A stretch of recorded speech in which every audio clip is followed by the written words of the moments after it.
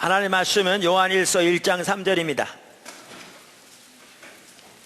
우리가 보고 들은 바를 너희에게도 전함은 너희로 우리와 사귐이 있게 하려 함이니 우리의 사귐은 아버지와 그의 아들 예수 그리스도와 더불어 누림이라. 아멘.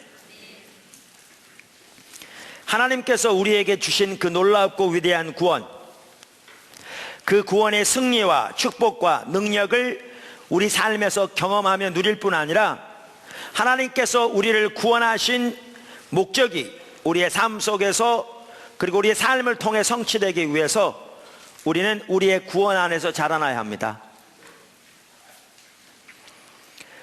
우리의 구원 안에서 자라나기 위해 가장 핵심적인 요소는 하나님을 아는 지식, 즉 하나님과의 친밀한 교제에서 자라나는 것입니다. 우리가 지난주에 살펴본 것처럼 우리의 구원은 처음부터 끝까지 한마디로 말해서 하나님을 아는 것입니다. 다시 말해서 하나님과의 친밀한 교제입니다. 그러므로 우리는 하나님을 아는 데서 자라나야 합니다. 그런데 먼저 우리가 하나님을 아는 데서 자라나야 되는데 우리에게 중요한 게 뭐냐면 하나님을 안다는 말이 무슨 뜻이냐는 겁니다. 그러니까 성경에서 항상 모든 면에서 가장 중요한 것이 하나님의 관점에서 그 말의 의미가 무슨 뜻이냐 하는 거거든요. 그러니까 하나님을 아는 것에 있어서도 하나님을 안다는 말이 하나님의 관점에서 무슨 말인가를 모르면 자신이 전혀 하나님을 모르면서도 하나님을 모른다는 사실조차 모르게 될 뿐만 아니라 반대로 자신은 하나님을 잘 안다고 자부할 수 있습니다. 자신이 하나님을 아는 지식이 없어 망하고 있는데도 본인은 하나님을 잘 안다고 자부할 수 있다 그 말입니다. 그 대표적인 예가 바리새인들이었습니다.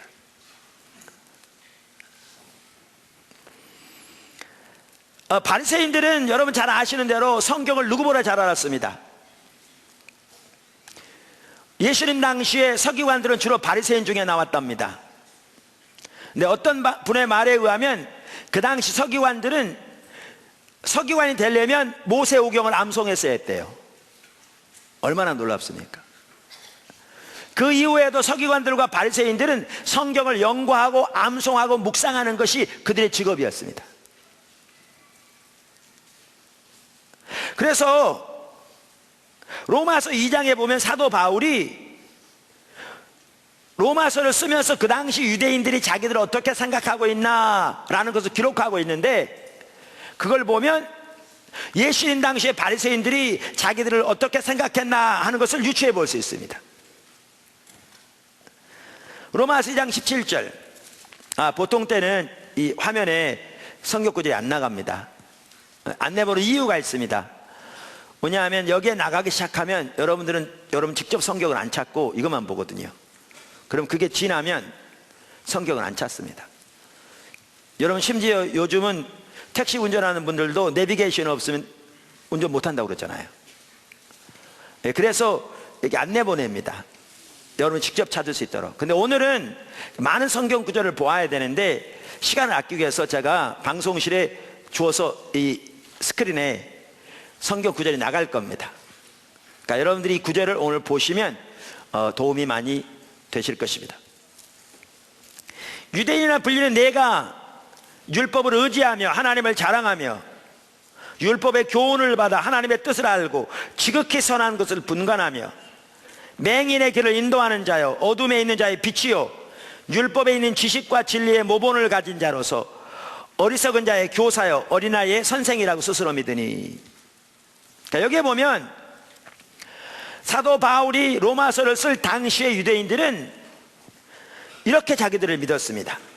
그러니까 율법 안에 지식과 진리의 모본이 들어있고 그 율법으로 교훈을 받았기 때문에 자기들은 누구보다 하나님의 뜻을 잘한다고 자부했습니다. 그리고 하나님의 뜻을 누구보다 잘할 뿐만 아니라 하나님을 누구보다 잘 믿는다고 자부했습니다. 그래서 그들은 자신을 맹인, 영적인 맹인을 말하겠죠. 맹인을 인도하는 사람들이고 어둠 가운데 있는 자들을 위한 빛이요 어리석고 어린아이를 위한 교사라, 랍비라, 오늘날로 말하면 교수라 믿었습니다. 로마서가 쓰여진 게 학자들마다 이해가 좀 다르긴 합니다만은 서기전 약 55년경이라 예수님이 사역하신 거와 불과 25년 차이 납니다. 이걸 보면 예수님 당시의 바리새인들이 자기들을 어떻게 생각했을까를 금방 이해할 수 있습니다. 자, 그러면 그 바리새인들에게 하나님을 아십니까? 라고 물으면 뭐라고 그랬을 겁니까? 뭐라고 그랬겠습니까? 아마 잘못했으면 뺨 맞았을 겁니다. 그걸 말이라고 하냐 임마, 자샤, 그랬겠죠. 그러니까 여러분 이 구절을 보십시오. 호세아 4장 6절, 내 백성이 지식이 없음으로 망하는도다. 내가 지식을 버렸으니 나도 너를 버려 내 제사장이 되지 못하게 할 것이요, 내가 네 하나님의 율법을 잊었으니 나도 내 자녀들을 잊어버리리라. 바리새인들이 이 구절을 읽었을 때 그들은 이렇게 생각했을 겁니다. 성경이 말한 대로 호세아 시대 우리 조상들은 하나님을 아는 지식이 없어 망했습니다. 그들이 율법을 잊었으니 하나님이 그 자손들을 잊어버려 우리 조상들이 하나님의 심판을 받아 나라가 망하고 예루살렘이 패망하고 성전이 불타 없어지고 바벨론 포로로 잡혀갔습니다. 하나님을 아는 지식이 가장 중요한데 하나님을 아는 지식이 없으니까 저들에게 하나님의 심판이 왔습니다. 이렇게 설교했을 겁니다. 성경에 써 있잖아요. 그러면 그들은 그렇게 이 구절을 보면서 이 구절을 가지고 때로는 설교하면서, 문제는 이게 자기들의 모습이라고 꿈에나 생각했겠습니까? 상상도 못했겠죠. 왜요? 자신들은 누구보다 뛰어난 성경적인 지식 가지고 있었는데요. 우리 조상들은 율법을 잊었기 때문에 심판이 왔지만 우리는 모세오경을 암송하는데요. 전통적으로 내려오는 율법의 규정을 614가지 요약해서 그것을 나름대로 철저히 지키는데요. 그러니까 그들과 다르다고 생각했겠죠. 근데 예수님은 뭐라고 말씀하셨습니까? 마태복음 13장, 마태복음 15장, 이사야가 너에 대하여 잘 예언하였도다. 이사야가 너에 대하여 잘 예언하였도다. 이 말은 이사야 시대는 너희 조상들이나 너희나 영적으로 정확하게 똑같은 상태에 있다, 그 말입니다. 근데 여러분, 이사야와 호세아가 같은 시대 사람입니다. 이 말을 바꿔 말하면 호세아 4장 6절이 지금 하나님이 너희들에게 주신 말씀이다, 그 말이에요. 너희가 하나님을 아는 지식이 없어 망하고 있다. 너희가 율법을 잊었으니 하나님이 너희 자손들을 잊어버리리라, 이렇게 지금 말씀하고 계신 거예요. 실제로 예수님께서 그 종교 지도자들에게 다가온 하나님의 심판을 말씀하시고, 예수님이 심판을 말씀하신 지 한 세대가 지나기 전에 예루살렘이 불타 없어지고 예루살렘 성전 완전히 불타 없어지고 나라가 망하는 하나님의 심판이 실제로 임했습니다. 그럼 보십시오. 왜 이런 일을 했습니까? 문제는 뭐냐 하면 바리새인들은 하나님을 안다는 말이 무슨 뜻인지조차 모르는 겁니다. 어느 시대건 신앙이 타락하면 영적인 분별력이 어두워져서 하나님의 관점이 가려지게 되는데, 하나님을 아는 것이 가장 우리 신앙에 중요한 것이다라는 사실을 압니다. 왜? 성경이 그렇게 기록하고 있으니까. 그런데 문제는 영적인 분별력이 어두워지면 가장 기본적인 것에서부터 그 말이 무슨 뜻인지를 모르는 거죠. 다시 말하면 하나님을 안다는 말이 무슨 뜻인가가 모르니까 본인들은 하나님을 누구보다 잘한다고 자부하는데 하나님은 그들에게 너희가 하나님을 아는 지식이 없어 망한다, 이렇게 말씀하고 계신 거죠. 그런데도 그들은 하나님을 안다는 말의 진정한 의미를 모르니까 자기들이 하나님을 모른다는 사실도 모르는 거죠. 근데 똑같은 일이 오늘날 일어나고 있습니다. 심각하게 이 시대에 동일한 일이 일어나고 있습니다.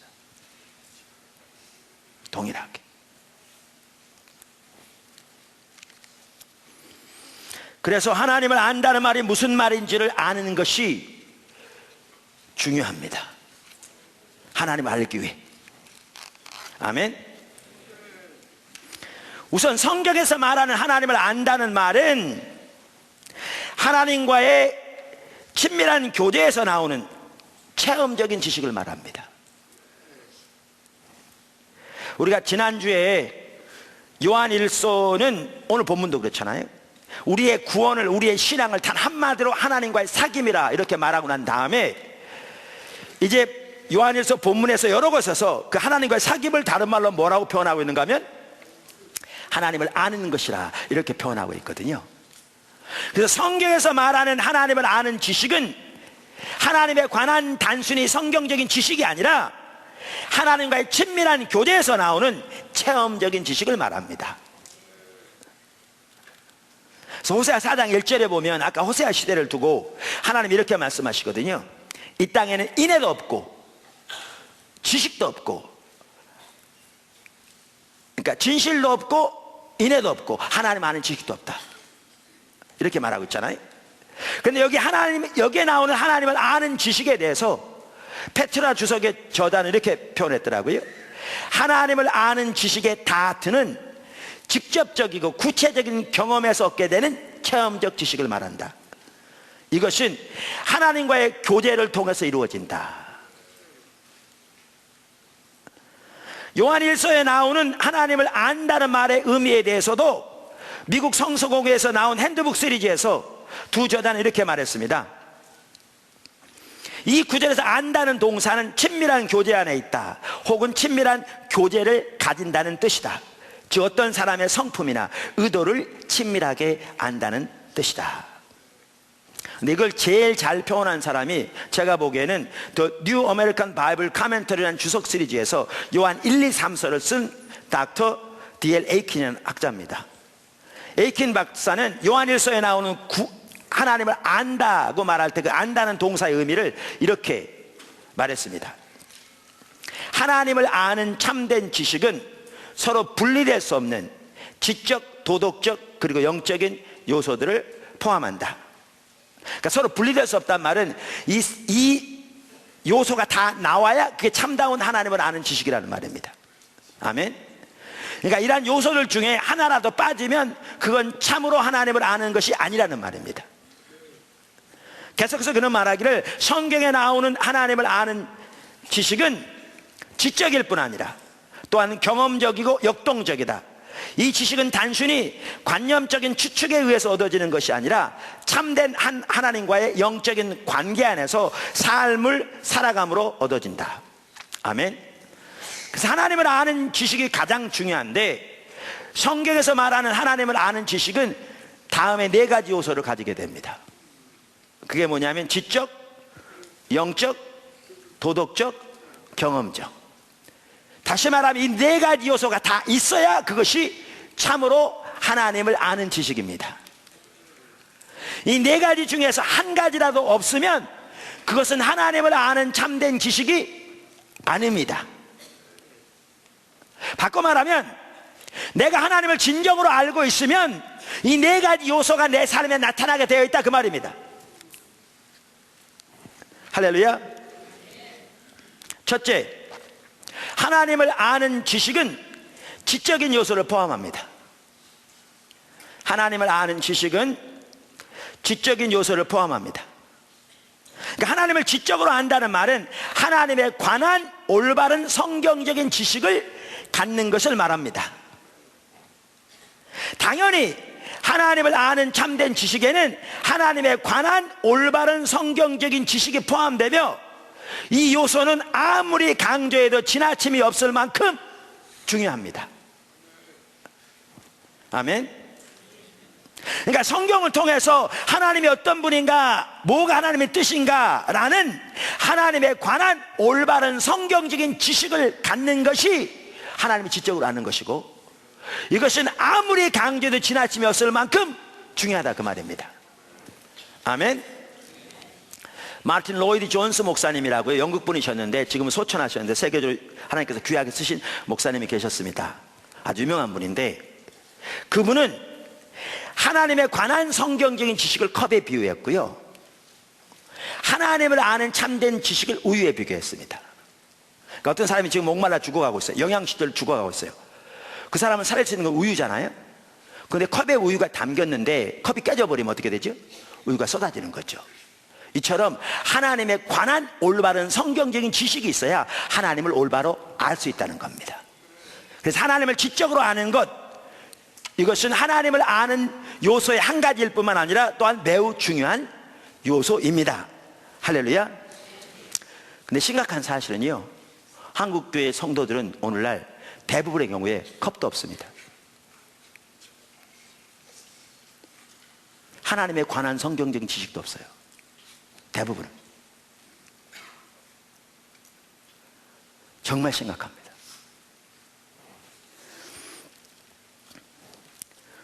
나는 성경대로 사는데, 아니요. 대부분이 가지고 있는 그 지식은 뭐냐 하면, 어려서부터 신앙생활 하면서 혹은 나중에 신앙생활 하면서 이 목사님 저 목사님에게 들은 설교 중에 자기 마음에 와닿는 대로 가지고 있어요. 이렇게 선별적으로. 문제는 그분이 말한 것이 성경적으로 옳은 것인지, 성경을 왜곡되게 해석한 건지, 성경을 잘못 적용한 건지 전혀 구분이 되어 있지 않아요.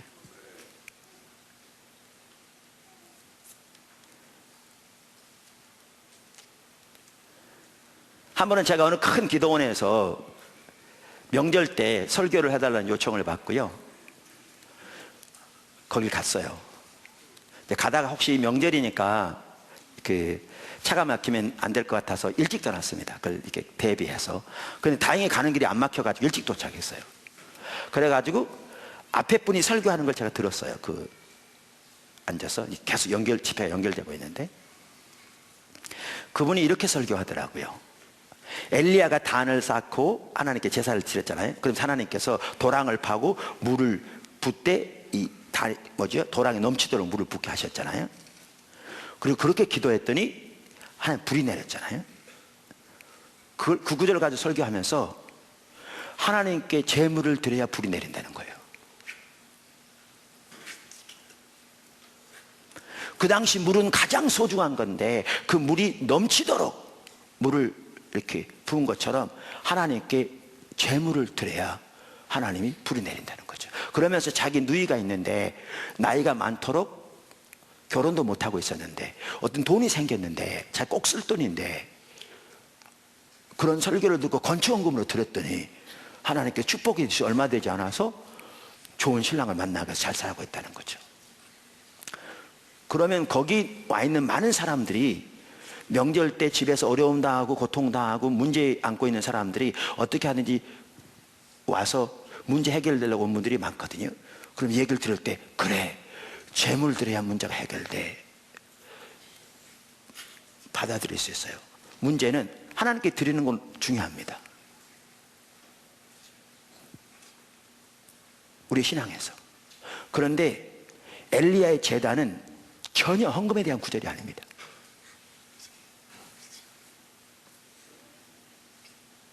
그 구절은 전혀 헌금에 대한 구절이 아니에요.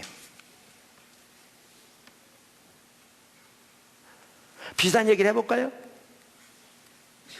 주라, 그리하면 너희에게 도로 안 껴주리라. 누르고 흔들어서 후이되어 안 껴주리라. 그래서 하나님께 헌금을 드리면 하나님이 때로는 30배, 씨앗을 심으면, 성경에는 우리가 드릴 헌금의 씨앗이라고 또 나와 있으니까 씨앗을 드리면 하나님 어떨 땐 30배, 60배, 100배 주십니다. 이렇게 설교를 합니다. 부흥광사가. 그러면 자기 교회 했던 성도가 어려웠었는데 하나님께 건축금 1억을 했더니 하나님께서 몇 년 만에 복을 주셔서 빚 다 갚게 하셨다. 그러면 사람들이 마음이 와닿는 거죠. 그렇다. 문제는 뭐냐 하면요, 씨 뿌리는 비유, 그거는 전혀 헌금에 대한 구절이 아닙니다. 그건 하나님 나라에 대한 구절입니다. 이분이 잘못 갖다 붙인 겁니다. 그렇게 해서는 안 될 거죠. 근데 듣는 성도들이 이게 제대로 갖다 붙인 건지 아니면 성경을 왜곡되게 해석한 건지 자기가 말하는 말을 주장하기 위해서 잘못 갖다 붙인 건지 전혀 구분할 능력이 없습니다. 대다수가.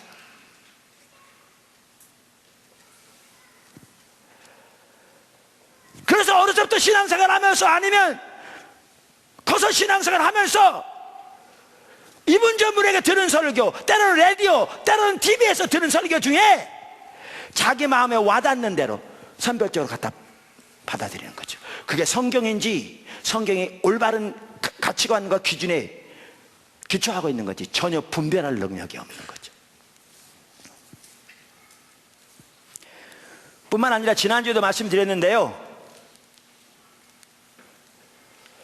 오늘날 한국교회는 우리의 신앙을 거의 불신자 수준으로 전락시켜 버렸습니다. 그러니까 몇 가지 종교적인 의식하는 거, 성수질하고 11조하고 기도하고 등등 몇 가지 종교적인 의식하고 몇 가지 안 하는 것, 술 안 먹고 담배 안 피고 제사 안 지내는 것 등 몇 가지만 하면 그걸 신앙생활이라고 생각합니다. 그러니까 하나님을 아는 거? 그게 뭐야? 그 시대에 간 하나님의 목적을 알아 그 일에 동참하는 것? 그런 것도 있나?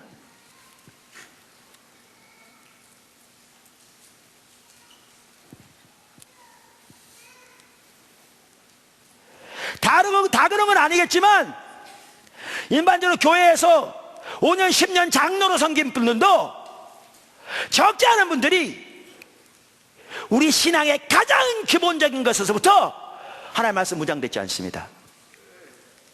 전통적으로 내려오는 신앙에 관심만 할 뿐입니다.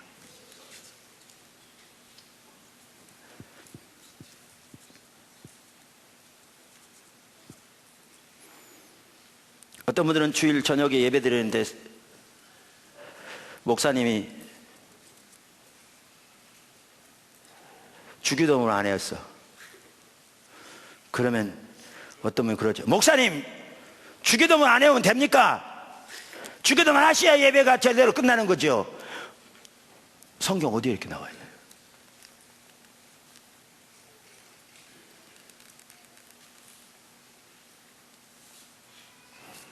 이 책 어디에 이렇게 나와 있냐고요. 주기도문은 예배 끝날 때 올바로 끝나기 위해서 외우는 순서가 아닙니다. 주기도문은 예수님께서 제자들에게 이렇게 기도하라고 기도하는 것을 가르쳐 주신 것이고, 그 말은 이런 삶을 살라고, 이런 삶을 살면서 그렇게 기도하고 그렇게 추구하라고 가르쳐 주신 겁니다. 그런데 오늘날 교회는 예배 시간에 끝날 때 주기도문 외우면 그 예배가 참된 예배가 되는 거고, 만약에 주기도문 안 해오면 빼먹으면 화장실 갔다가 뒤도 안 닦고 나온 것처럼 뭔가 찜찜한 그렇게 여깁니다. 그리고 그걸 정상이라고 생각합니다. 그 성경 어디에 있는데요? 여기 어디에 있는데요?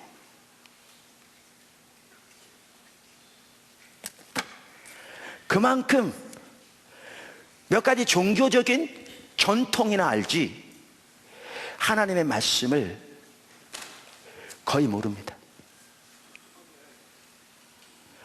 수많은 사람들이 겁조차 없습니다. 겁조차.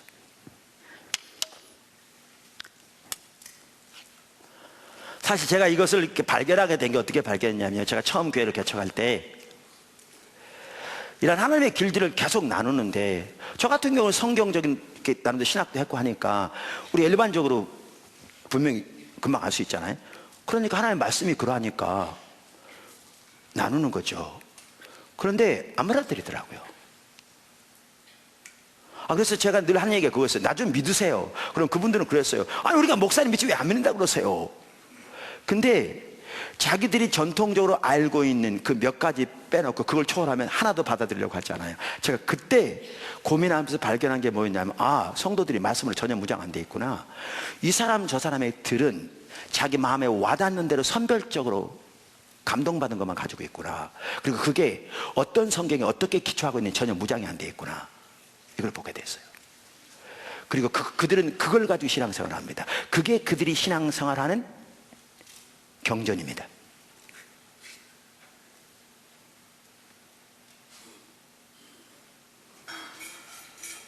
그 정도가요, 정말 심각합니다. 그럴 수밖에 없습니다. 대다수 성도들은 주일에 한 번 교회 나오거든요. 그리고 주일날 예배 드리는 중에 설교 시간은 길거리에 20분에서 30분, 길어야 40분 되거든요, 일반적으로. 그 시간 동안에 성경 구절 한 구절 읽고 나머지는 어떻게 하든 성도들의 감정에 호소해서 저들에게 찡한 감동을 주기 위해 여호와로 가득 차 있거든요. 그러니까 하나님의 말씀으로 무장될 시간 자체가 없습니다.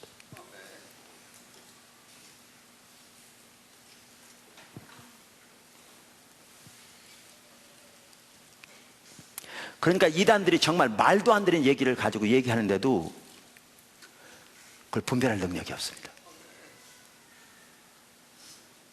겁 자체가 없어요.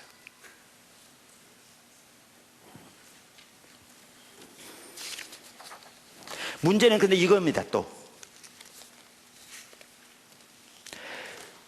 오늘 한국교회는 하나님에 관한 올바른 성경적인 지식도 성도들이 일반적으로 안 가지고 있는 것이 심각한 컵조차도 없는 건데, 더 나아가서 이겁니다. 하나님에 관한 올바른 성경적인 지식이 없어서는 안 될, 하나님을 아는 참된 지식의 한 가지 중요한 요소는 분명하지만, 더 나아가서 이겁니다. 하나님을 아는 지식이 지적으로 아는 수준에만 머물면 그건 전혀 하나님 아는 참된 지식이 아닙니다. 그게 정확하게 누구냐? 바리새인입니다.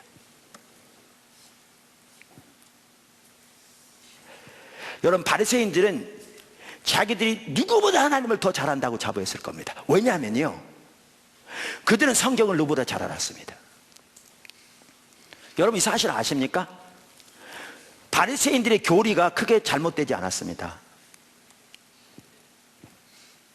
그들의 교리가 정통적이었던 것 같아요. 어디를 보면 아느냐? 마태복음 23장을 보면 알 수 있습니다. 1절부터 이렇게 예수께서 말씀하시거든요. 이에 예수께서 무리와 제자들에게 말씀하여 이르시되, 누구에게 말씀하셨다고요? 무리들과 제자들에게 말씀하여 이르시되, 서기관들과 바리새인들이 모세의 자리에 앉았으니, 누가요? 서기관들과 바리새인들이 모세의 자리에 앉았으니 그러므로 무엇이든지 그들이 말하는 바는 지키고 행하고 지키되 그들의 행위는 본받지 말라. 여러분, NIV 성경에는요, 이 헬라어를 좀 더 잘 표현하기 위해서 이렇게 표현했습니다. So, 그런 거로 you must obey them. must라는 단어는 대단히 강력한 명령어거든요. 우리 한국 사람들이 이렇게 중학교 때 영어 좀 배운다고 미국 사람 지나가면 You must go, you must come 이러잖아요. 이건 정말 기분 나쁘게 한 얘기거든요. 왜냐하면 그 강력한 명령이에요. 근데 뭐라고 그러냐면 You must obey them and do everything they tell you. 너희는 반드시 저들에게 복종하고 저들이 너희에게 말한 모든 것을 반드시 행해야 한다, 이렇게 말했어요. 바리새인들이 교리적으로 잘못됐다면 예수님이 자기 제자들에게 저들이 말한 바를 반드시 지키고 저들이 말한 모든 것을 반드시 행하라고 말했겠냐 그 말이에요. 이걸 보면 그들은 교리적으로 문제가 없었어요. 정통적이었던 것 같아요.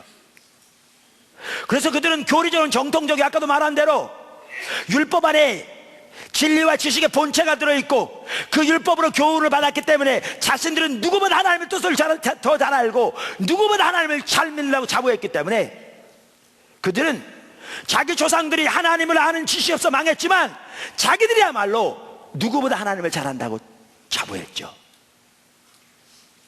왜요? 하나님에 관한 지적인 요소가 누구보다 뛰어났기 때문에. 근데 예수님은 그렇게 말씀하시죠.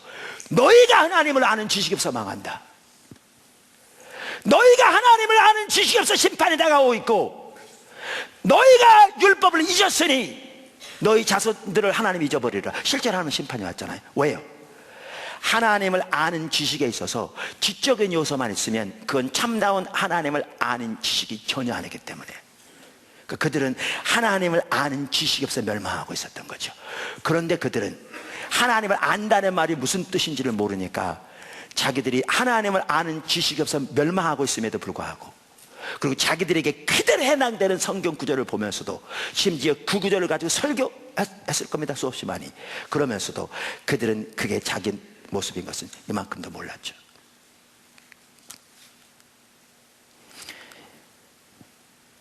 이걸 죽은 정통주의라고 로이드 존스 목사님 말합니다. 죽은 정통주의라고. 무슨 말이냐면요, 바리새인들은 컵은 뛰어났습니다. 컵은 이걸 버릴 데가 없네. 컵은 뛰어났는데 그 정통이었는데 비어 있었습니다. 하나님에 관한 지식은 뛰어난데 하나님을 아는 참된 지식이 전혀 없는, 비어 있었습니다. 여러분, 어떤 사람이 지금 아까도 말한 대로 영양실조 걸려서 죽어가고 있습니다. 근데 그 사람에게 금으로 된 다이아몬드가 박힌 그 좋은 컵을 준들 무슨 소용이 있습니까? 비어 있는데. 이게 바리새인들이었습니다. 이게 아무런 쓸모없는. 아까 말한 로이드 존스 목사님은 이 부분에 대해서 이렇게 말합니다. 이 항목에 들어있는 제일 되고 가장 우선적인 문제거리는 인격 자신과 옳은 관계를 맺으려 하기보다는 그 인격에 관해서 관심을 가지는 것입니다. 우리 하나님은 살아계신 인격체입니다. 그분은 영이시기 때문에 형상이 없습니다. 근데 우리보다 더 인격적이십니다. 그분은 지정의를 가지고 계십니다. 우리의 인격이 그분에게서 나왔습니다. 우리의 신앙은 살아계신 인격체이신 살아계신 하나님과의 살아있는 교제입니다. 그런데 이 죽은 정통주의에 빠지면 하나님과의 인격적인 관계, 옳은 관계를 맺으려 하기보다 초점이 그 인격에 관한 지식에 관심을 갖는다는 겁니다. 지식이 중요함에도 불구하고. 그러면서 그는 이렇게 말합니다. 계속해서 제가 지금 지적하고 있는 잘못은 참된 교리, 인격에 관한 참된 교리를 인격이 서야 할 자리에 세우는 무서운 위험입니다.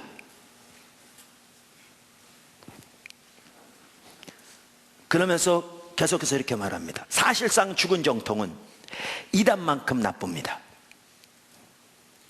왜냐하면 이단은 교리가 잘못된 거거든요. 근데 바리새인처럼 이렇게 되는 것은 교리는 정통인데 비어있는 거죠. 교리만 남은 거죠. 하나님과 올바른 관계보다 하나님에 관한 성경적인 지식만 있는 거죠.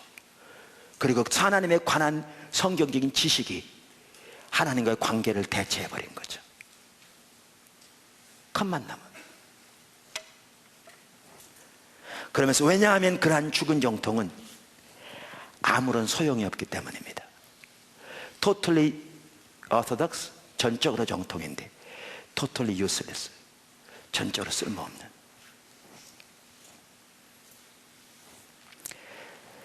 하나님을 아는 지식이 하나님에 관한 참된 교리에 국한되면, 다시 말하면 하나님을 아는 지식이 지적인 면만 가지고 있으면 나타나는 전형적인 특징이 있습니다.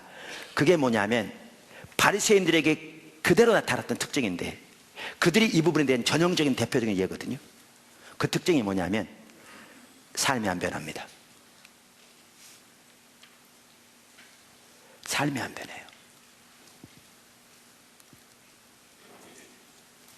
아까 로마서 2장에 보면 17절부터 그 당시 유대인들이 자기들을 어떻게 생각했는가 우리가 읽었죠. 바로 그 다음 절부터 뭐라고 말하고 있는 줄 아십니까? 그러면 다른 사람을 가르치는 내가 내 자신은 가르치지 아니하느냐? 도둑질하지 말라 선포하는 내가 도둑질하느냐? 간음하지 말라 말하는 내가 간음하느냐? 우상을 가증히 여기는 내가 신전 물건을 도둑질하느냐? 율법을 자랑하는 내가 율법을 범함으로 하나님을 욕되게 하느냐? 기록된 바와 같이 하나님의 이름이 너희 때문에 이방인 중에서 모독을 받는도다. 이게 오늘 한국교회 현실입니다. 이게 우리의 모습입니다. 포도나무교회 지체들 중에 일부는 자기가 십자가의 복음을 잘 배웠으니 다른 사람보다 낫다고 생각합니다. 너무너무 어리석은 것입니다. 그게 지적으로만 하는 겁니다. 그것도 말았다고 다른 사람은 판단하면서 그것이 지적으로 하는 것에 불과하기 때문에 참으로 하나님을 아는 지식은 전혀 아니기 때문에 열매는 전혀 나타나지 않는데 그 사실도 깨닫지 못하는 건 바리새인보다 훨씬 못한 자입니다. 바리새인들은 그들보다 성경적인 지식에서는 비교도 안 될 만큼 뛰어났고 종교적인 헌신에 있어서는 열심에 있어서는 비교도 안 될 만큼 뛰어났는데도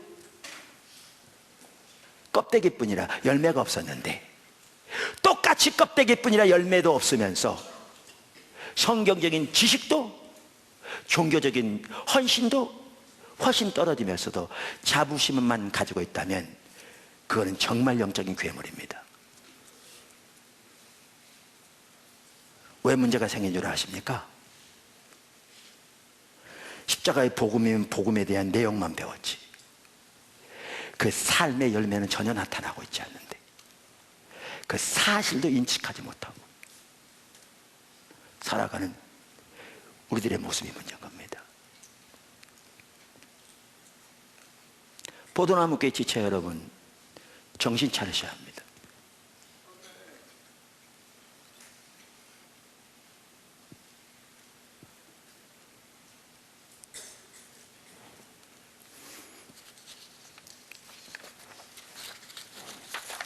두 번째, 하나님을 아는 지식은 영적인 요소를 포함합니다.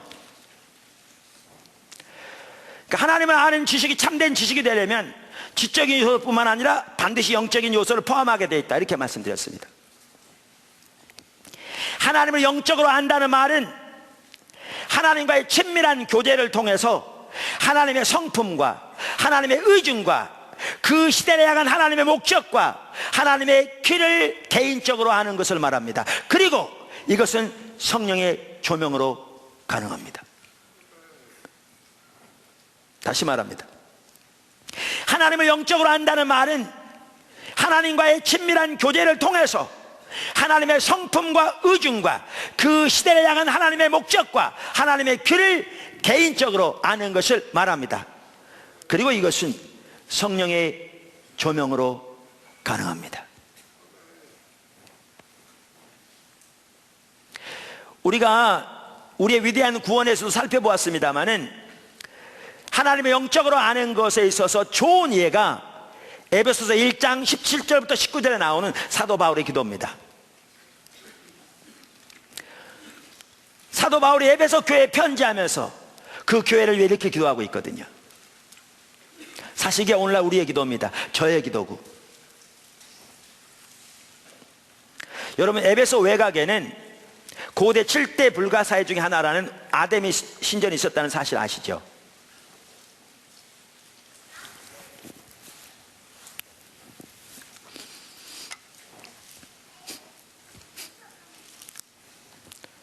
지난번에 금년이죠. 그 요르단 사역 마치고요. 하여튼 요르단 사역 가서 이 사역 없는 기간 동안에 우리가 요르단에 있는 거라사를 방문했습니다. 도시 전체를 발굴해 놨는데요. 그 규모가 어마어마합니다. 혹시 여러분들이 나중에 기회가 되셔서 요르단에 가실 기회가 있으면 꼭 거기를 한번 가보십시오. 근데 그 당시에 도시 전체를 발굴해 놨는데 그 한 곳에는 아데미 신전이 있던 자리인데요. 그 규모가 엄청났습니다. 그런데 고고학자들의 말에 의하면 세계적으로 그 당시에 32곳의 아데미 신전이 있었답니다.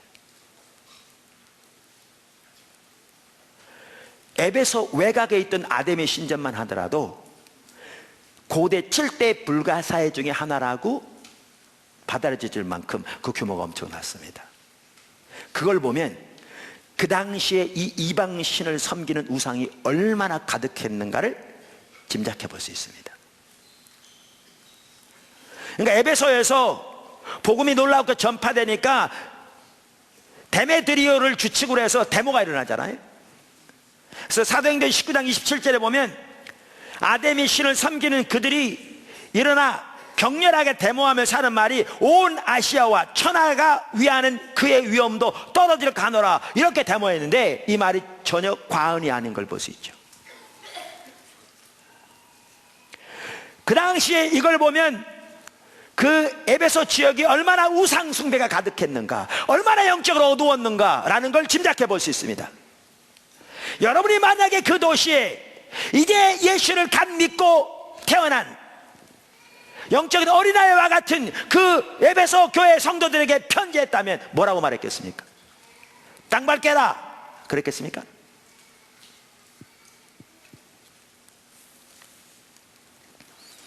그들을 위해 편지하면서 사도 바울이 그들을 위해 기도한 내용이 에베소 1장 17절부터 나옵니다. 그는 이렇게 기도했습니다.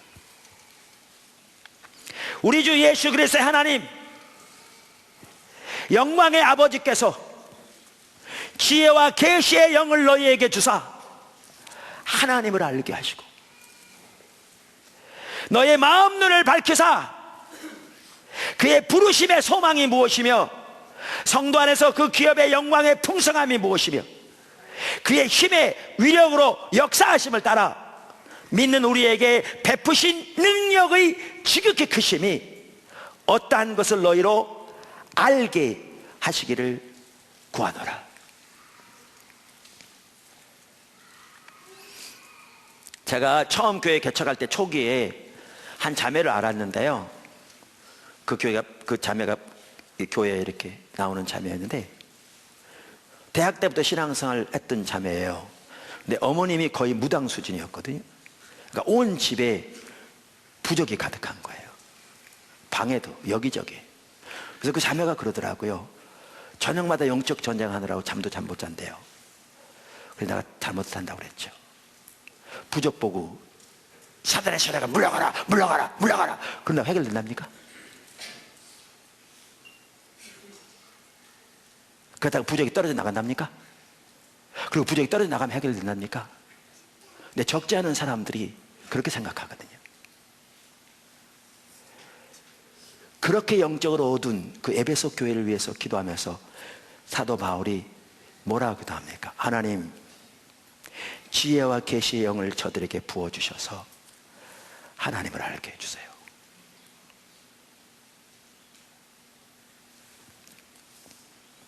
우리 화요 모임에 나오는 어느 성도가요, 본교에 돌아가서 구역 예배 시간에 기도 제목을 나누는데 하나님을 알게 해달라고 기도해달라고 부탁한 거예요. 그랬더니 옆에 있던 분들이 뭐라고 그러냐면, 집사님 아직 하나님도 몰라? 그게 오늘의 수준입니다. 그 말이 뭔 말인지는 모르니까요.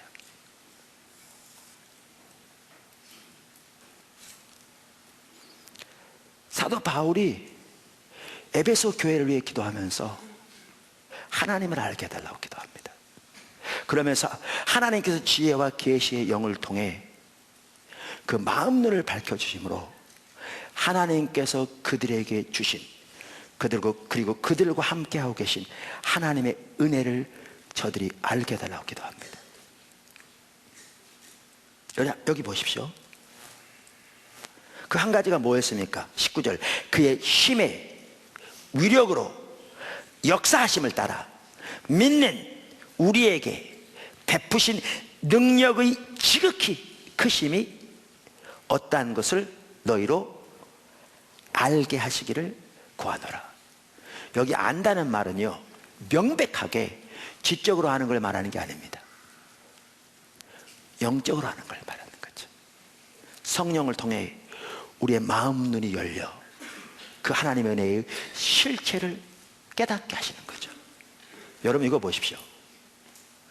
믿는 성도와 함께하는 하나님의 능력이 얼마나 큰 것인가를 설명하기 위해 사도 바울이 그가 사용할 수 있는 모든 강력한 용어를 다 사용하고 있습니다. 여기 보시면 힘, 위력, 역사, 능력의 지극히 크심 등등. 근데 그거 아주 성이 안 차요. 그러니까 바로 다음 절부터 뭐 하시느냐, 예를 듭니다. 그 똑같은 능력이 예수 안에서 역사하사 예수님을 죽은 자 가운데서 살리시고 천사의 세력, 사단의 세력을 포함한 모든 영적인 세력보다 비교도 안 되는 만큼 높은 하나님 보좌 우편에 앉히시고 모든 만물을 그 발 앞에 무릎 꿇게 하셨다. 그 능력이 지금 너희 가운데 함께한다. 그 상황에서 그들이 마음들이 열려 하나님을 더욱더 알게 되고 그들과 함께하고 계신 이 하나님의 능력이 얼마나 큰 것인가를 저들이 단순히 지적으로가 아니라 마음이 열려 깨닫게 되었다면 그들은 능히 승리할 수 있었을 것입니다.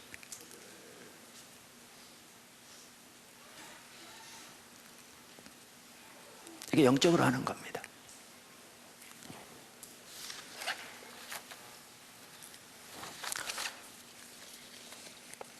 제가 가끔 예를 들었는데 제가 이렇게 방위 받을 때 휴가 가서 있었던 일입니다. 저는 폐결핵이 심해서 이렇게 군대를 못 갔습니다. 지금도 여기에 공기질이 나쁘면 제가 제일 먼저 합니다. 흡수하는 게 작으니까요. 그래서 한 번은 공기질이 안 좋길래 곧바로 그러면 이제 제가 그 방송실에 문자 보내거든요. 지금 닥터 꺼졌다. 근데 켜 있다고 답변이 왔더라고요. 아니나 다를까 그동안 안 치워가지고 낙엽에 꽉 차여가지고 닥터가 고장나 있었습니다.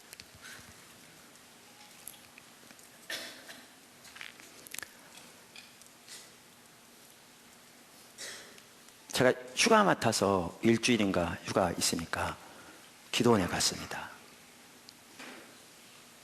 특별히 기도점에 있었던 것도 아니고 시간 나니까 기도원에 가서 기도원 하겠다고 갔습니다. 근데 강사가 치유사역자라 그날 간증하면서 여기 가서 기도했더니 이런 환자가 나왔고 저희 가서 기도했더니 저런 환자가 나왔고 그렇게 말하더라고요. 간증하는데 그걸 듣고 있으니까 하나님이 그분은 되게 사랑하신 것 같은데 나는 안 사랑한 것 같더라고요. 그건 아닌데 그런 생각이 드는 거예요. 그러니까 예배를 마쳤는데 그렇지 않아도 기도 제목이 있었던 것도 아니고 그냥 기도는 하자 하고 갔는데 하나님 나를 안 사랑한다고 생각하니까 의기소침되잖아요. 근데 기도굴에 가서 앉아 있었습니다. 그 기도원은 각자 기도할 수 있는 굴이 있는 큰 기도원이었습니다. 기도할 의욕도 없는데 갑자기 뜨거운 기도가 이 뱃속에서부터 용암처럼 솟아나오더라고요. 방언으로. 물론 그전에도 방언 기도했습니다. 제가 그렇게 기도가 솟아나오면서 주님이 또렷하게 이리 들린 소리가 아니라 가슴으로 들리는 소리로 이렇게 말씀하시더라고요. 내가 너를 얼마나 사랑하는 줄 아느냐. 미처 답변하기도 전에 내가 너를 위해 십자가에 죽었느니라. 그럼 어떤 분은 그렇게 말할 수 있어요. 여태까지 그것도 몰랐냐. 저 19살에 집사 됐습니다. 그 당시 집사했습니다. 지적으로 한 걸 말하는 게 아니고요. 성경적인 용어를 말하면 하나님의 지혜와 계시의 영을 부으셔서 날 위해 하나님의 본체시여 하나님의 아들인 예수님이 십자가 지실 만큼 사랑을 알게 하신 거고요. 다른 성경적인 용어로 말하면 에베소 3장 우리 지식을 초월하는 그러나 그리스도의 사랑의 넓이와 높이와 길이와 깊이를 깨닫게 하신 거고요.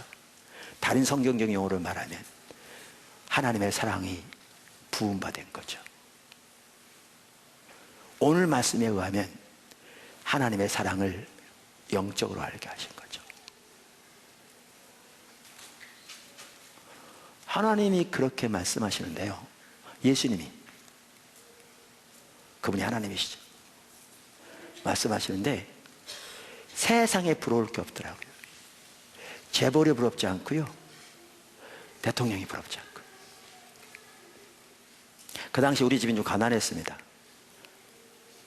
형제들 여기 있는데 제가 6형제의 장남이에요. 형제 6이다 부모님 8식구인데 그 당시에 수입원이 저밖에 없었어요. 거기다가 저는 이렇게 은행 다니다가 지금 이렇게 방해받고 있으니까 본봉밖에 안 나왔거든요. 그러니까 몇 끼를 밥을 못 먹었어요. 제 기억에. 라면으로 끼니를 때우는데 그것도 몇 끼 못 먹어서 라면 3끼를 이틀 견디고 그랬어요. 그 당시. 그런데도요, 하나님의 그 사랑만 생각하면 너무너무 감사하더라고요. 한 10개월 동안 그러는데요, 제가 그 당시에 잘 먹게 해달라고, 잘 살게 해달라고 기도해 본 적이 단 한 번이 없는 것 같아요. 그게 중요하지 않았어요. 천지를 창조하신 하나님의 본체 되신 예수님이 날 위해 이 땅에 오셔서 날 위해 십자가에 돌아가셨는데, 마틴 로이드 존스 목사님이 그런 얘기를 했거든요. 기독교인의 문제의 99%는 하나님을 모르는 것이다. 여러분, 환경이 문제가 아닙니다.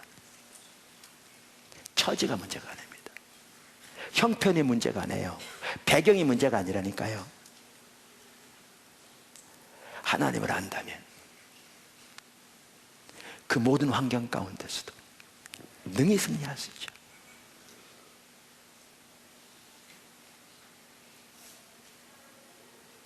그 당시에 잘 먹게 해달라고 기도해 본 적이 한 번도 없는 것 같아요. 그게 중요하지 않았어요. 그 어두운 밤에 캄캄한 방에다가 크게 붙여놓고 기도한 제목이 뭐였느냐? 하나님 세계를 저에게 주시옵소서. 그렇게 기도하게 하셨어요. 세계를 주시면 그럼 막 이 속에서 뜨거운 기도가 나왔어요. 사람들이 저를 조롱하고 멸시해도 저는 괜찮습니다. 막 그런 기도가 나왔어요. 지금까지 제가 복음을 전하기 위해서 가는 나라만 해도 25나라가 된 것 같고요, 어떤 나라는 수십 번 갔고요, 중국에서 지금 주요 도시들의 주요 구마다 지금 교회가 개척되기 시작한다고 말씀드렸고요, 대만에 지금 그런 일들이 시작되었고요, 훈련만 하더라도 그 외에 몇 개 나라에 더 있고요, 대만에 새물교 신학원이 있고요, 인도네시아 새물교 신학원 분교가 있는데 다시 수도권에 신학원을 지금 만들고 준비 중에 있고요, 그리고 아까 나눈 대로 포도나무 교회만 하더라도 미주, 캐나다 주요 도시마다 지역 서도들이 생기기 위해서 하나님께 일하기 원하시는 것 같아요.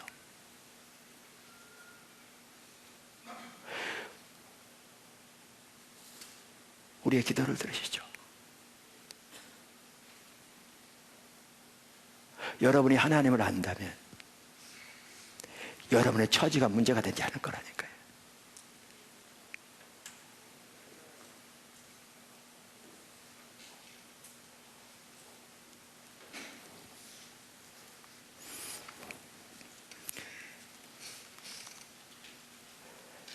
집사님 아직도 하나님도 몰라 그러면서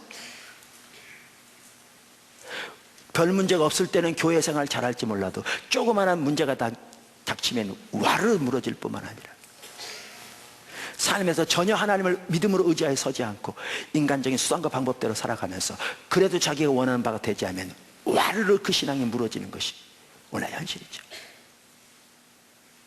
예배마저도 자기가 원하는 대로 잘 되어가면 할렐루야 하면 감사합니다 하다가 자기가 기대하는 대로 안 되어지면 원망 불평으로 가득한 것이 오늘날 소위 하나님의 백성들의 모습이죠. 왜요?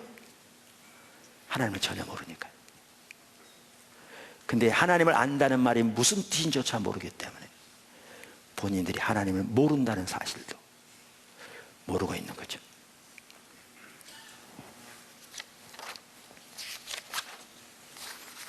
세 번째, 하나님을 아는 지식은 도덕적인 요소를 포함합니다. 하나님을 아는 지식은 도덕적인 요소를 포함합니다. 그러니까 하나님을 아는 것이 단순한 지적인 면만 가지고 있으면 그것은 참다운 하나님을 아는 지식이 아니기 때문에 우리가 아까 살펴본 대로 나타나는 전형적인 특징이 삶이 변하지 않는 겁니다. 바리새인처럼. 근데 하나님을 알되 지적으로 알 뿐만 아니라 영적으로 알면, 하나님을 올바로 알면 반드시 도덕적인 열매가 수반하게 되어 있습니다.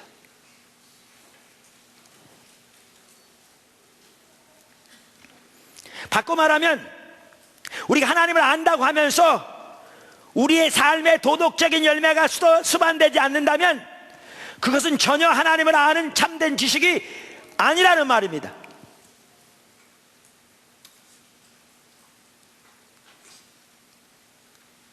그런 관점에서 우리를 보아야 합니다. 사실 구원에 대해서 성경은 명백하게 말하고 있습니다. 그래서 요한일서 1장 6절에 이렇게 말하고 있죠. 만일 우리가 하나님과 사귐이 있다고 하고 어둠에 행하면 거짓말을 하고 진리를 행하지 아니함이거니와. 2장 4절, 그를 아노라 하고 그의 계명을 지키지 아니하는 자는 거짓말하는 자요 진리가 그 속에 있지 아니하되.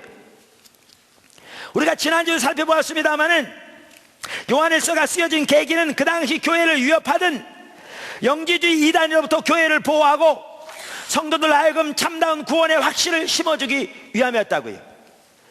그 당시 영지주의는 크게 두 가지 특징을 가지고 있었는데, 그중 하나는 비밀스러운 지식을 깨달음으로 구원을 얻는다는 것이었고, 다른 하나는 구원을 얻은 자들은 어떠한 죄를 지어도 상관이 없다는 도덕 폐기론이었습니다. 그런 점에서 그 당시 영지주의는 오늘날 한국교회에 많은 해악을 끼치고 있는 신천지와 너무나 비슷합니다. 신천지는 자기 교주가 해석한 대로 전혀 말이 안 맞는 그러한 요한계시록의 해석을 깨달아야 구원 얻는다고 말하고 있고, 구원을 받으면 속임수나 거짓말 등 사람들을 자기네게로 돌아오기 위해서는 어떠한 속임수를 해도 전혀 문제가 되지 않는다고 가르치기 때문에 똑같습니다. 사도 요한은 그들을 향해서 적그리스도라고 말하면서 우리의 구원이 참다운 구원이라면, 우리의 신앙은 하나님과의 사귐인데, 우리가 하나님과의 사귐이 있다면 우리의 구원은 다른 말로 하나님을 아는 건데, 우리가 하나님을 안다면 반드시 도덕적인 열매가 나타나야 한다, 이렇게 말하고 있는 겁니다. 우리가 하나님과의 사귐이 있다고 하면서, 우리가 하나님을 안다고 하면서 어둠 가운데 지속적으로 행하고 거하면 그는 거짓말하는 자요 진리가 그 속에 있지 아니하니라. 이게 바로 아까 읽었던 구절입니다. 그러니까 이 말은 우리가 참다운 구원을 받으면 한 번도 그 이후로는 죄를 짓지 않는다, 그 말은 아닙니다. 왜냐하면 아까 6절에 뭐라고 그랬냐면, 사도 요한이 만일 우리가 하나님과 사귐이 있다 하고 어둠에 행하면 거짓말을 하고 진리를 행하지 아니함이거니와, 그렇게 말하는데 바로 다음 절에 뭐라고 말하고 있는가 하면, 만일 우리가 죄가 없다고 말하면 스스로 속이고 또 진리가 우리 속에 있지 아니할 것이요, 이렇게 말함으로써 이 말은 한 번도 죄를 짓지 않는 완벽한 삶을 말하는 것이 아닌 걸 볼 수 있습니다. 그리고 9절에 뭐라고 말했느냐, 만일 우리가 우리 죄를 자백하면 그는 미쁘시고 의로우사 우리 죄를 사하시며 우리를 모든 불의에서 깨끗게 하실 것이요, 이렇게 말하고 있죠. 그럼 이 말은 뭔가, 그것에 대해서 답이 뭐냐면 6절에 이렇게 말했죠. 아까 1장 6절에 만일 우리가 하나님과 사귐이 있다 하고 어둠에 행하면, 그랬는데 이 행하면이라는 단어가 이 말의 의미를 진정으로 알 수 있습니다. 유대적인 관점에서 보면 행한다는 말은 삶의 방식을 추구하다, 산다, 행동한다라는 뜻입니다. 거기다 행하면이라는 단어가 현재형입니다. 헬라어에서 현재형은 지속적인 행동을 가리킵니다. 그래서 이 말은 죄를 짓는 것이 지속적인 삶의 패턴이요 삶의 방식인 사람은 구원받지 못한 사람이라, 그 말입니다. 그가 진정으로 구원을 받아 하나님과의 올바른 사귐과 하나님을 올바른 아는 자리에 있으면 비록 넘어질지 몰라도 그의 삶의 방식과 태도가 지속적으로 어둠 가운데 거하는 것은 되지 않을 거라, 그 말입니다. 왜? 그 안에 성령이 계실 것이기 때문에.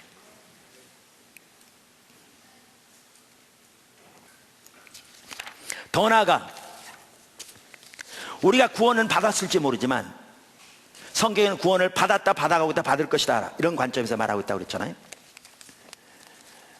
이거를 전통적으로 칭의, 성화, 영화라고 말한다고 지난주에 살펴봤잖아요. 자, 그런데 우리가 진정으로 구원을 받았어도 오늘 하나님과의 친밀한 교제 가운데 있지 않으면 도덕적인 열매가 안 나타나게 되어 있습니다.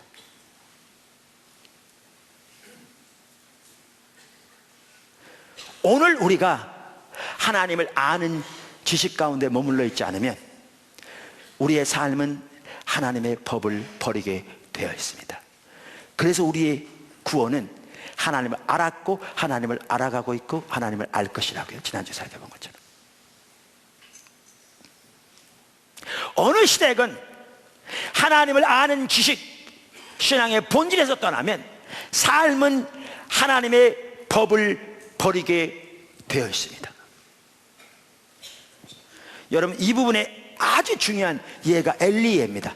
사실 우리가 정말 타산지석으로 삼아야 할 얘기도 합니다. 여러분, 사무엘상 2장 12절 보십시오. 성경이 이렇게 말합니다. 저기 나오죠. 엘리 아들들은 행실이 나빠 뭐 하더라? 여호와를 알지 못하더라.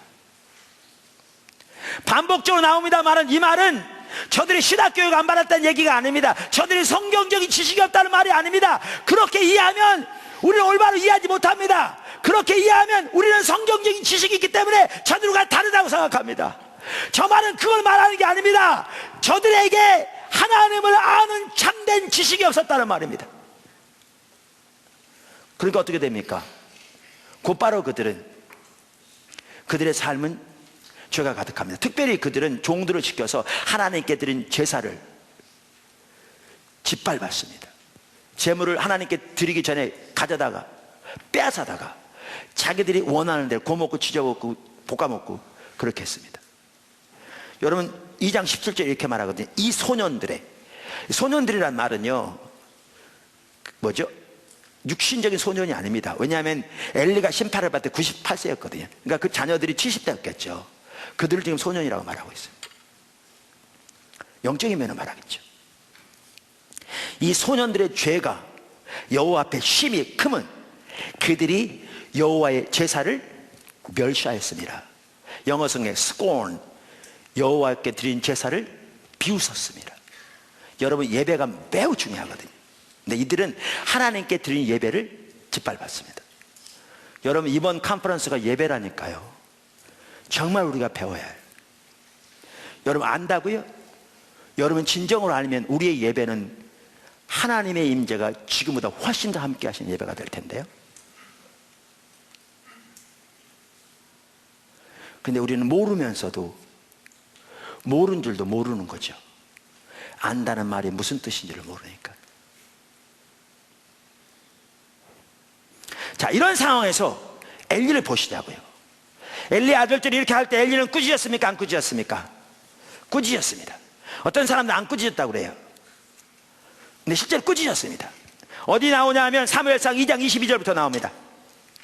엘리가 매우 늙었더니 그의 아들들이 온 이스라엘에게 행한 모든 일과 회막문에서 수정들은 여인들과 동침하였음을 듣고, 보십시오, 그들에게 이르되 너희가 어찌하여 이런 일을 하느냐? 내가 너희의 악행을 이 모든 백성에서 듣노라. 내 아들들아, 그리하지 말라. 내게 들린 소문이 좋지 아니하니라. 너희가 여호와의 백성으로 범죄하게 하는도다. 사람이 사람에게 범죄하면 하나님이 심판하시려니와 만일 사람이 여호와께 범죄하면 누가 그를 위하여 간구하겠느냐 하되 그들이 자기 아버지의 말을 듣지 아니하였으니 이는 여호와께서 그들을 죽이기로 뜻하셨습니다.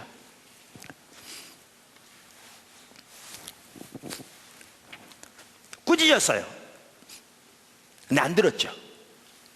뿐만 아니라 여러분, 한편에 엘리는요, 여기 2장 30절 보십시오. 사무엘상 2장. 하나님께 사람을 엘리에게 보내어 다가오는 심판에 대해 말씀하신 구절이거든요. 그러므로 이스라엘 하나님 나 여호와가 말하노라.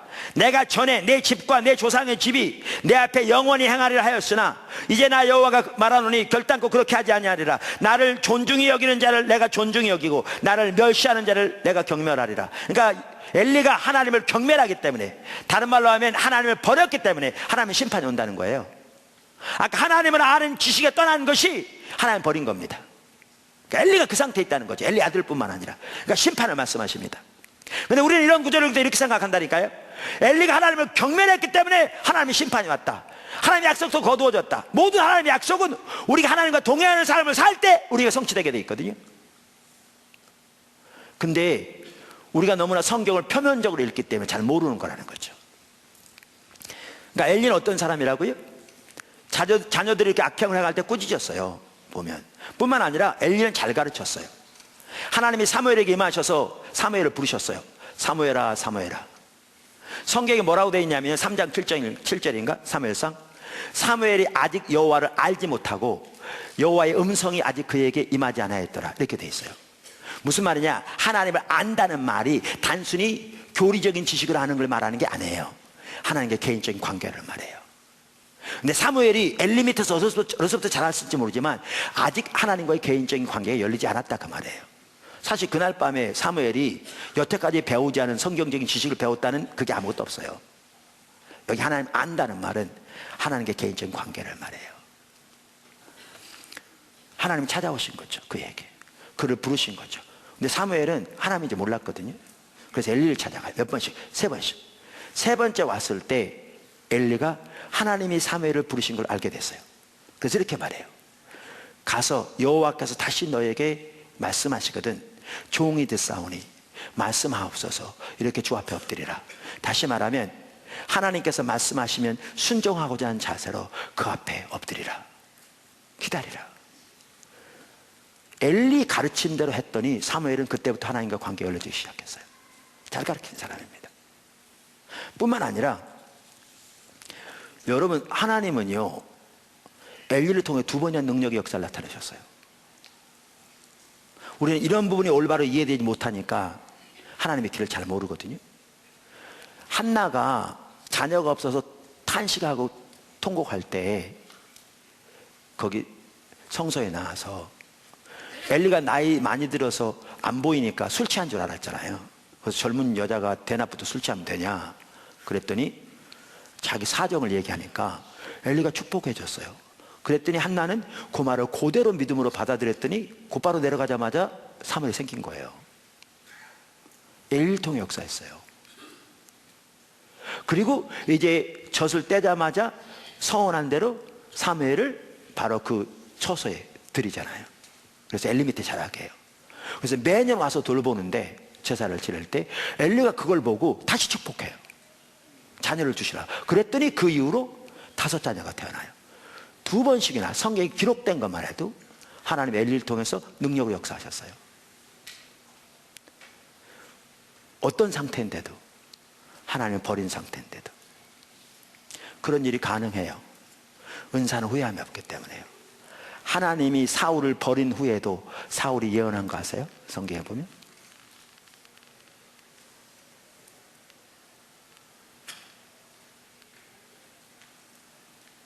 그러니까 하나님 친밀한 교제가 그만큼 중요해요. 자, 그랬어요. 뿐만 아니라 나중에 언약궤 내어주잖아요. 그죠? 전쟁에 치고 난 다음에 그럼 이길 줄 알고. 근데 성경에 보면 다음 주에 나오겠습니다만 엘리가 언약궤 때문에 잘못될까 봐 안절부절해요. 그러고 있는데 전쟁터 소문이 와요. 사람이 와요. 그래서 제사장님 우리가 대패했습니다. 3만 명 이상 죽었잖아요. 제사장님이 2 아들 전사했습니다. 견뎠어요. 언약궤를 빼앗겼습니다. 그때 성경에 뭐라고 써있냐면 하나님의 언약궤를 말할 때 이렇게 돼 있어요. 충격을 받아 그가 뒤로 넘어져 목이 부러져 죽었어요. 자, 그럼 여러분 보십시오. 제가 부흥회 가면 그런 얘기 자주 하는데 요즘은 어떤 분이 전화를 했어요. 집사님 집이 홀라당 타버렸어. 불나서. 조금 이따 바로 전화가 온 거예요. 집사님 교회가 홀라당 불타버렸어. 근데 교회가 홀라당 불타버렸다는 소식을, 아니 집이 홀라당 불타버렸다는 소식을 들었을 때보다 교회가 홀라당 불타버렸다는 소식을 들었을 때 충격을 더 크게 받는 사람도 요즘 거의 없다니까요. 그런 사람 거의 없어요. 요즘은. 집이 홀라당 불타버렸다 그러면 발 뻗고 이제 난리 나겠죠. 교회 홀라당 불타버렸다는 소식을 들으면 겉으로는 안 됐습니다 그럴지 몰라도 속으로는 뭐 크게 충격 안 받겠죠. 그게 대부분이에요. 근데 엘리는 그 정도가 아니고요. 2 아들이 죽었다는 소식을 들었을 때보다 언약궤를 빼앗겼다는 소식을 들었을 때 충격이 훨씬 컸어요. 그의 종교심이요 정말 뛰어났어요. 우리는 종교심과 하나님과 올바른 관계를 잘못 이해하는 경우가 많아요. 바리새인들 종교심은 정말 뛰어났어요. 그런데 하나님은 그에게 하나님 멸시한다고 말씀하세요. 우리가 보기에는 그 정도면 엘리는 하나님 멸시합니까? 존중합니까? 존중한 거죠. 존중 이상이죠. 근데 하나님 멸시한다고 그랬어요. 그럼 하나님은 너무나 큰 높은 기준을 가지고 있어서 아무도 그 기준을 만족시키지 못한다고요? 아니에요. 하나님 우리 형편을 아세요. 그럼 뭐가 문제인데요? 그 해답이 2장 29절에 있어요. 2장 30절에 바로 그 심판을 말씀하시면서 29절에 뭐라고 그러냐, 여기 보십시오. 너희는, 지금 하나님이 엘리에게 하신 말씀이거든요. 영어 NIV 성경에도 you라고 돼 있잖아요, 2인칭은. 근데 거기다 써 있어요, 복수라고. 우리말에는 복수로 번역돼 있죠. 너희는, 여기에 너희는 누굴 가리켜요? 하나님 엘리에게 말한 거니까 엘리와 아들들을 가리켜요. 너희는 어찌하여 내가 내 처소에서 명령한 내 제물과 예물을 밟으며, 그러니까 하나님께 드려지는 예물과 제물을 밟는 게 아들들만 밟아서 엘리도 밟았어요. 이 구절을 보면 엘리도 밟았어요. 내 아들들을 나보다 더 중히 여겨. 이 말은 누구에게 한 말이에요? 엘리에게. 내 백성 이스라엘이 드리는 가장 좋은 곳으로 너희들을 스스로 살찌게 하느냐. 이 너희들은 누굴 가리켜요? 엘리 아들들. 그럼 이걸 보면 그걸 알 수 있어요. 이게 무서운 거예요. 엘리가 그 아들들을 꾸짖었어요, 안 꾸짖었어요? 꾸짖었어요. 근데 아들들 들었어요, 안 들었어요? 안 들었죠. 근데 보십시오, 아들들을 꾸짖었을지 몰라도 저들이 지속적으로 하나님께 드리는 예물을 짓밟고 멸시할 때 방치했을 뿐만 아니라 그 고기를 가져다가 찢어먹고 볶아 먹을 때 엘리는 실제로 거기에 같이 동참했던 걸 볼 수 있어요.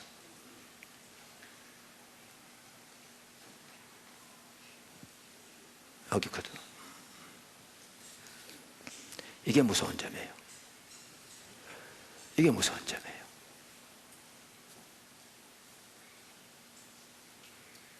만약에 엘리가 하나님과 올바른 관계에 있었더라면 아들들이 하나님께 드리는 예배를 그렇게 짓밟도록 절대로 용납하지 않았을 겁니다. 나이 들어서 그들 말리다가 넘어져서 다리가 부러지는 한이 있어도, 근데 꾸짖었을지 모르지만 그대로 방치할 뿐만 아니라 실제 삶으로는 동참했어요. 사실 엘리는 눈이 멀어 있었어요. 이제 다음 주에 나오는데요, 이스라엘 백성들이 블레셋에 져요. 왜냐하면 하나님을 버렸기 때문에. 근데 엘리는 자기들이 하나님을 버렸다는 사실을 모르고 있으니까 왜 졌는지를 몰라요. 뿐만 아니라 언약궤를 메고 나간다는 거 아무런 쓸모없는 가짜인데 그게 해결책이 전혀 아닌 걸 전혀 모르고 있어요. 눈이 멀어 있어요. 하나님은 철저히 떠나 있어요. 성경대로예요. 그러니까 삶은 하나님의 법을 철저히 버렸어요. 그런데도 종교심은 뛰어났어요.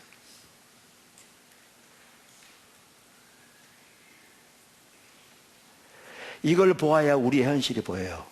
이걸 보아야 제가 보고 여러분이 보인다고요.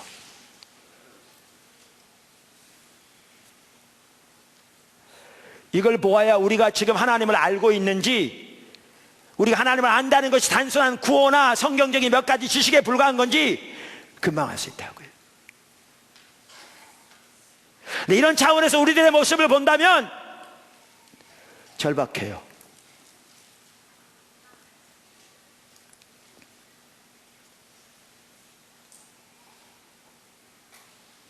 절박해요.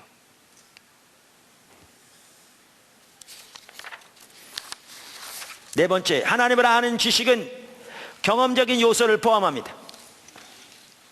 하나님을 아는 지식이 참된 지식이면 우리는 그 하나님을 우리 삶에서 경험하게 되어 있다, 그 말입니다. 다른 말로 하면, 그걸 바꿔 말하면 우리가 하나님을 안다고 하면서 그 하나님을 우리 삶에서 경험하지 못한다면, 전혀 경험하지 못한다면 그 하나님을 아는 지식은 참된 지식이 아니라는 말입니다.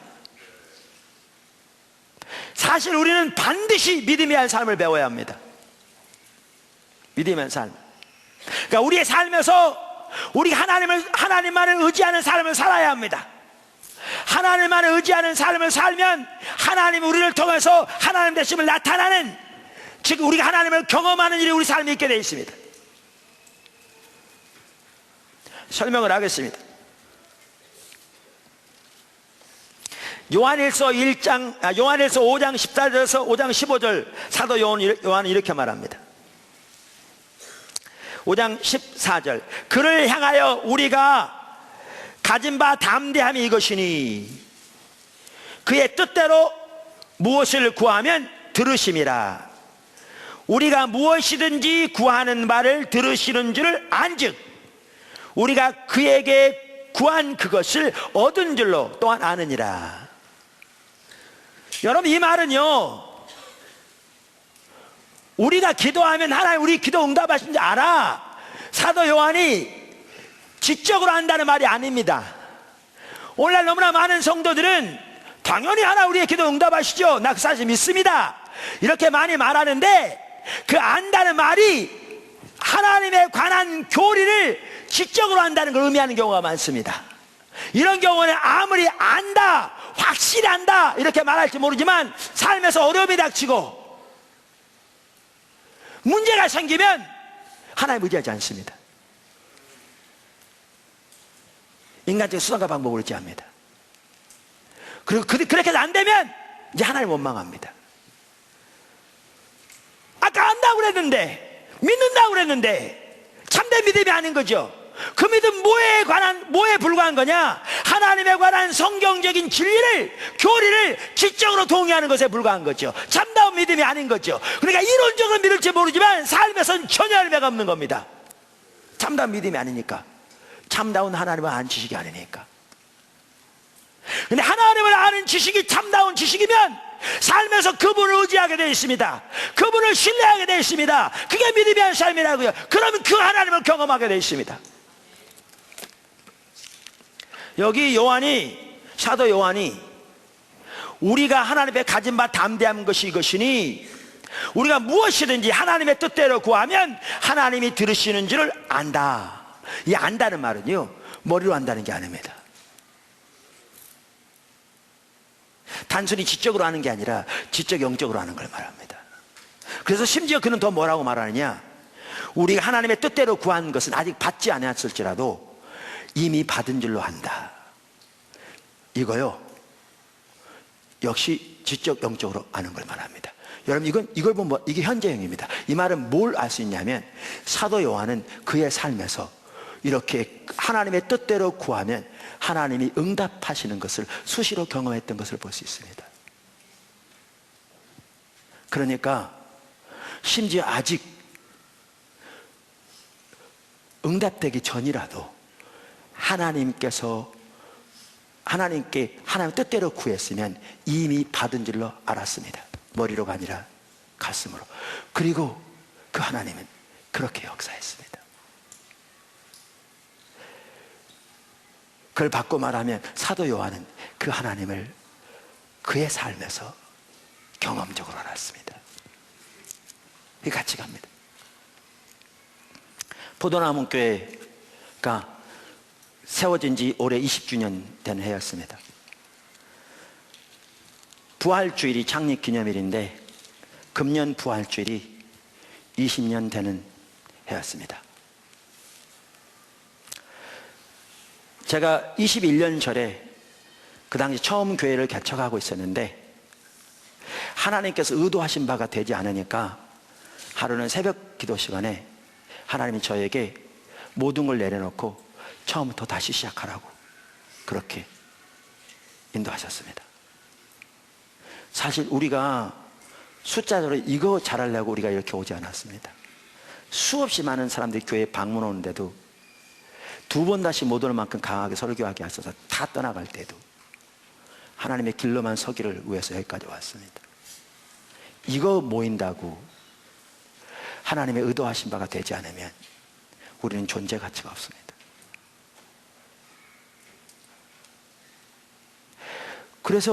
그러면서 하나님이 뭐라고 그날 아침에 감동을 주셨냐면 분당에서 시작하래요. 그래서 제가 바로 그날인가 그 다음날, 그날입니다. 바로 그날 제가 분당을 처음으로 와봤습니다. 그때 오금동에 있었기 때문에 앞 건물에 있던 교회도 분당으로 이사하고 옆 건물에 있던 교회도 분당으로 이사하고 분당 신도시니까. 근데 저는 그때 하나님만을 집중적으로 구하는 자리로 인도하셔서 주님만을 구하고 있었습니다. 그래서 대전 침례신학대학에 강의 갔다 오다 보면, 고속버스 타고 오다 보면 오른쪽 편에 아파트 단지가 보이고 거기가 분당이라는 얘기를 들었지만 어디로 가는지도 몰랐습니다. 관심도 없었고. 근데 하나님께서 그 말씀하셔서 제가 평소 때 알고 지내던 성남에 있던 한 목사님에게 나 좀 분당 좀 인도해달라. 하나님 오늘 아침에 이런 감동을 주셨다. 그래서 분당에 처음 와봤습니다. 와봤더니 교회로 쓸 장소를 구하기 위해서는 말할 것도 없고요. 사택을 얻어야 되는데 사택 얻기 위해서도 아파트는 비싸고 그 당시에 우리가 5 식구라 방 3개는 있어야 살 수 있는데 5천만 원이 필요하더라고요.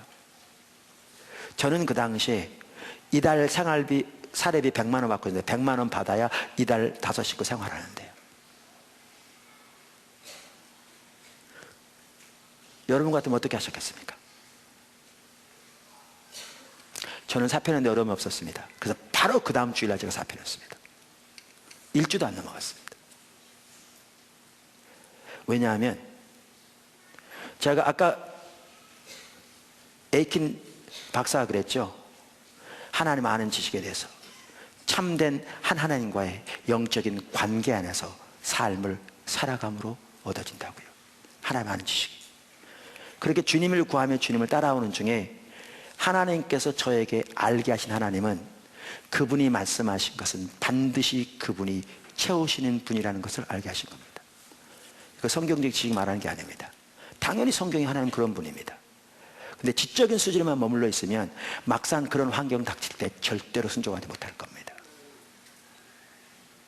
믿음이 가능하잖아요. 왜? 교리적인 지식에 대한 지적인 동의에 불과하니까. 참다운 하나님을 아는 지식이 아니니까. 근데 저는 그때 사표는 어려움이 없었습니다. 왜냐하면 하나님이 그러한 하나님을 알게 하셨습니다. 단순히 지적으로 아니라 영적으로. 그래서 바로 그 다음 주에 일주도 안 넘어갔습니다. 바로 그 다음 주일날 사표냈습니다. 그게 1994년 8월 15일입니다. 그리고 뭐 했냐? 집에서 기다렸습니다. 어리석다고요? 어차피 제가 할 일 없었어요. 근데 왜 기다렸느냐? 그분이 분명히 말씀하셨기 때문에 그분이 채우실 것을 알았습니다. 일이 하는 게 아니라 일이.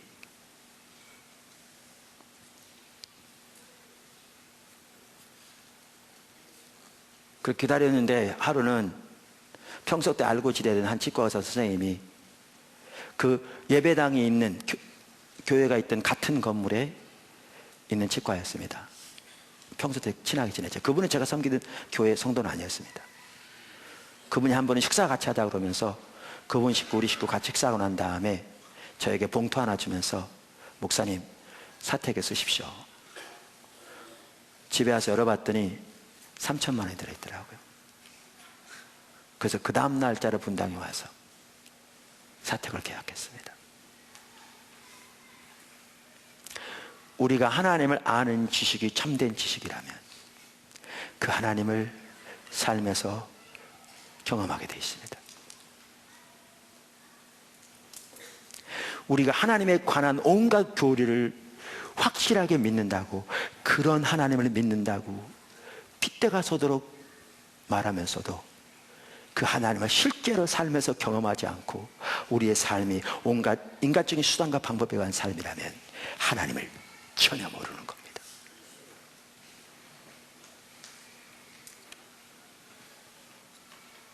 우리의 문제가 그거라니까요. 십자가 복음을 안다고 말하면서, 가르친다고 말하면서 실제로 하나님을 전혀 모르기에 그 삶의 열매가 전혀 안 나타나는데, 몇 가지 성경적인 지식을 안다고 다른 사람은 판단하면서 지금 죽어가는 사람들에게 머리도 발끝까지 성한 것이 없이 터진 상처뿐인 하나님을 떠나는 사람들에게 하나님께로 돌이켜야 되게 인도해야 되는데, 컵만 가지고, 피어있는 컵을 가지고 이론만 전하니 생명이 전달되지 않는 거죠.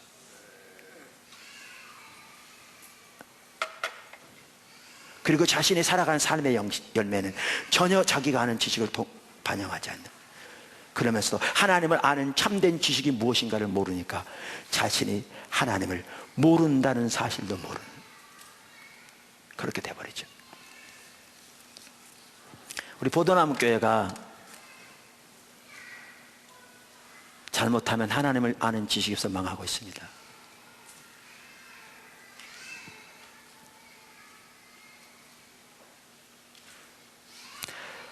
자신이 하나님을 얼마나 모르는가 라는 사실을, 그 처지를 인식할 수 있게 되기를 바랍니다. 깨달으면 돌이킬 수 있는 여지라도 있습니다. 그리고 지금부터라도 새롭게 하나님을 알기 위하여 달려가는 저와 여러분이 되기를 바라고, 다가오는 컨퍼런스만 하더라도 그렇게 주님을 찾으라고요. 그렇게 주님을 구하여 주 앞에 서시라고요. 기도하겠습니다.